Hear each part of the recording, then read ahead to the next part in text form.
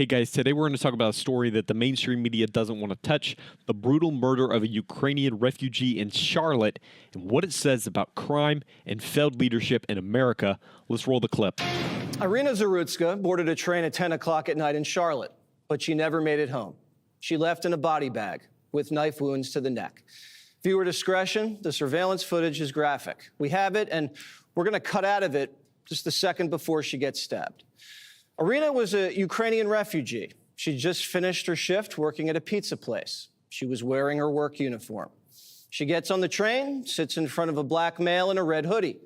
4.5 minutes later, the man pulls a knife from his pocket, unfolds it, and begins to plunge it into the 23-year-old's neck. Irina was slashed 3 times and left for dead. After the murder, the killer was seen wandering through the train, still clutching the bloody knife, leaving a trail of blood.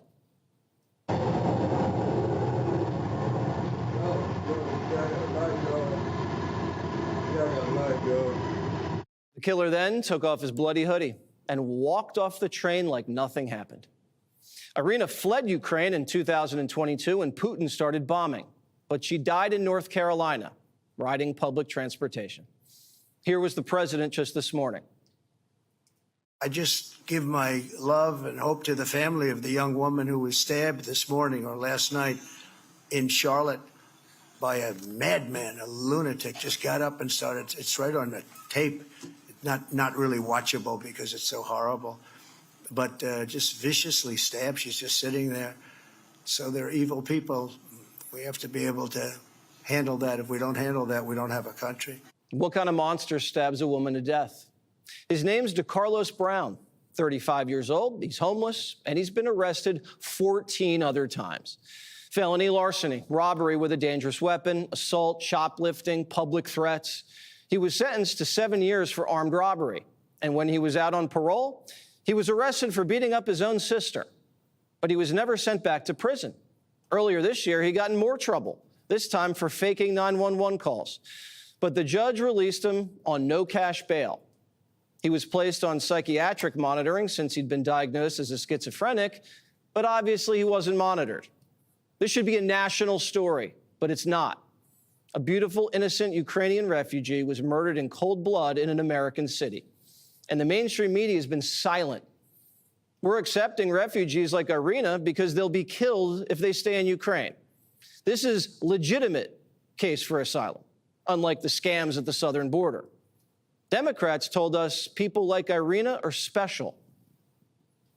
I've announced 2 days ago we will welcome 100,000 Ukrainian refugees. Our collective responsibility to ensure the safety and well-being of these refugees. We have a moral responsibility in the world, as every other country does too, to receive refugees who have a well-founded fear of persecution or harm to return to their own country. Now, if you have a moral responsibility to receive a refugee like Irina, don't you have a moral responsibility to say something when she's murdered, when you can't protect her?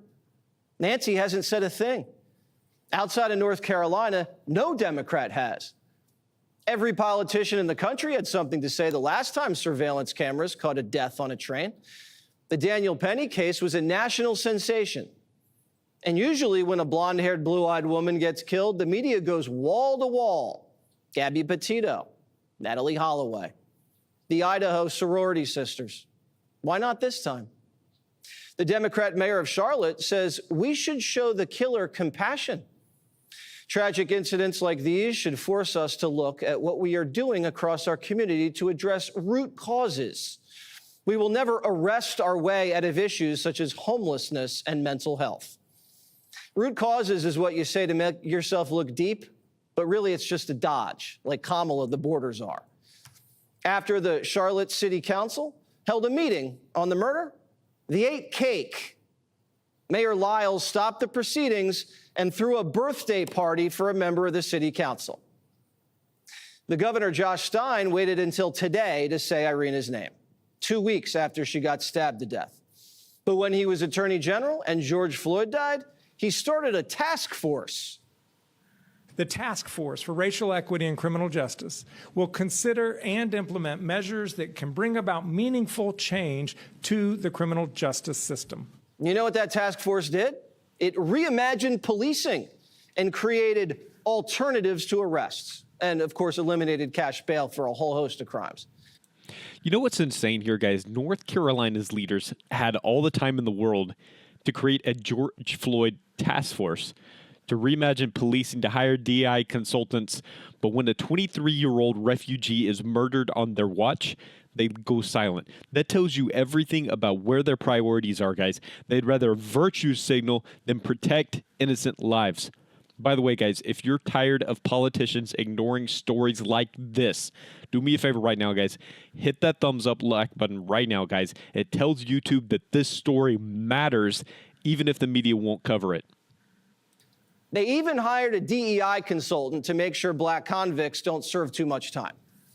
Now, a white woman gets slashed to death by a schizophrenic black ex-con, and the media is blaming the cameras.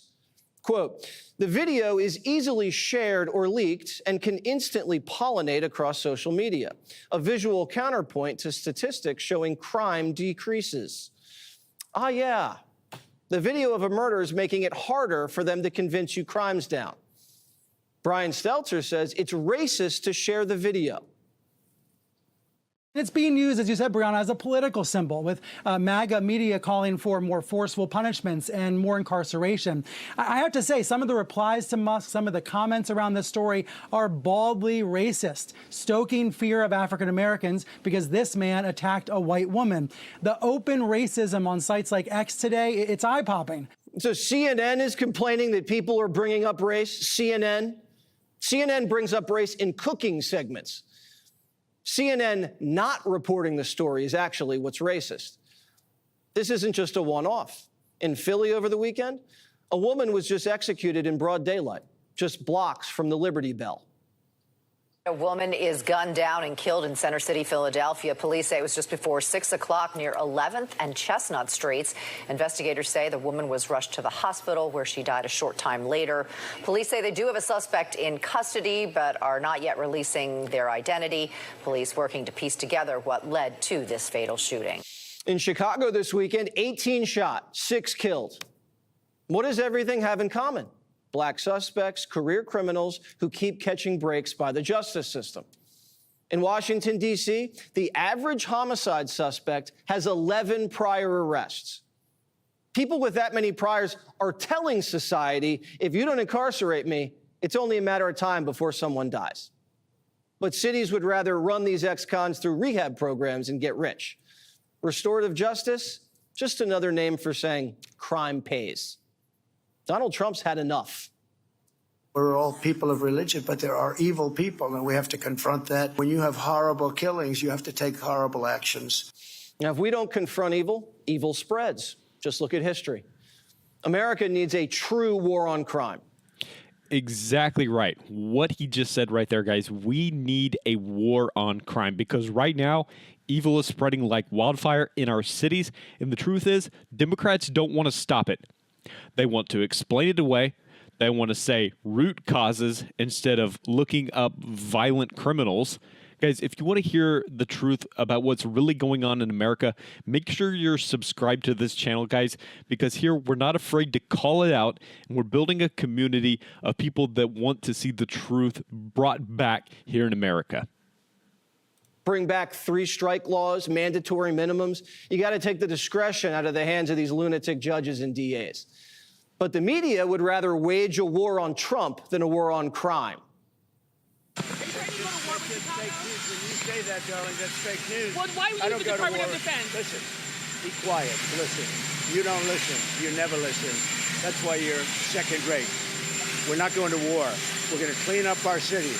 We're going to clean them up so they don't kill 5 people every weekend. That's not war. That's common sense. Chicago has the most murders of any American city for 7 straight years.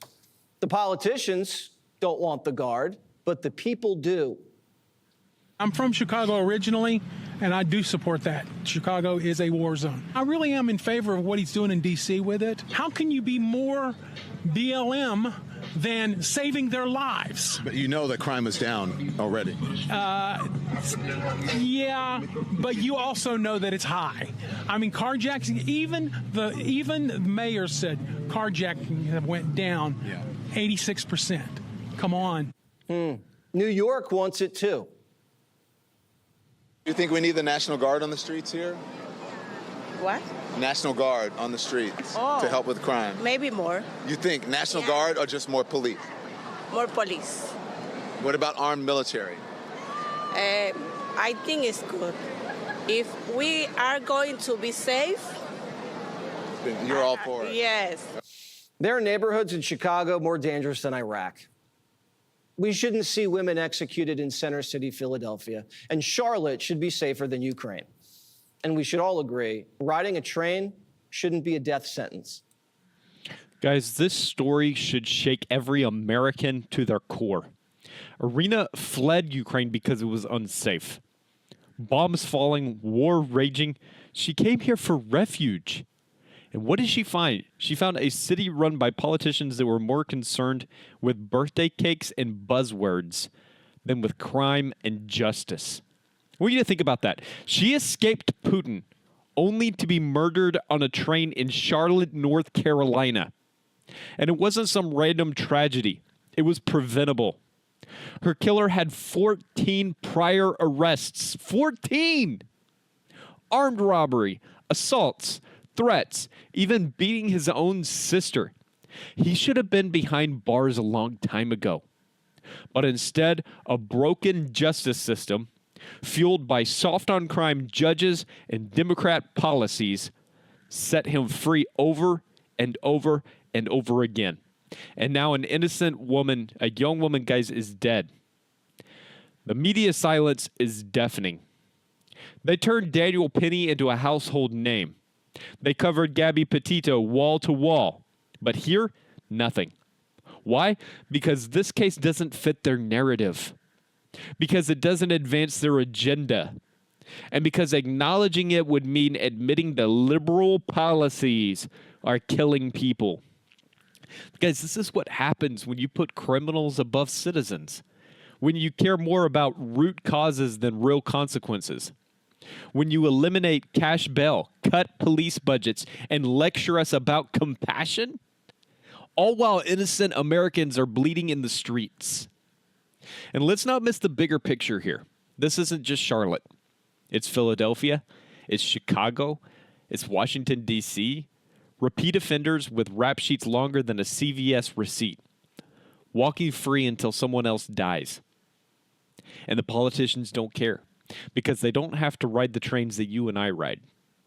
They don't walk the streets that you and I walk.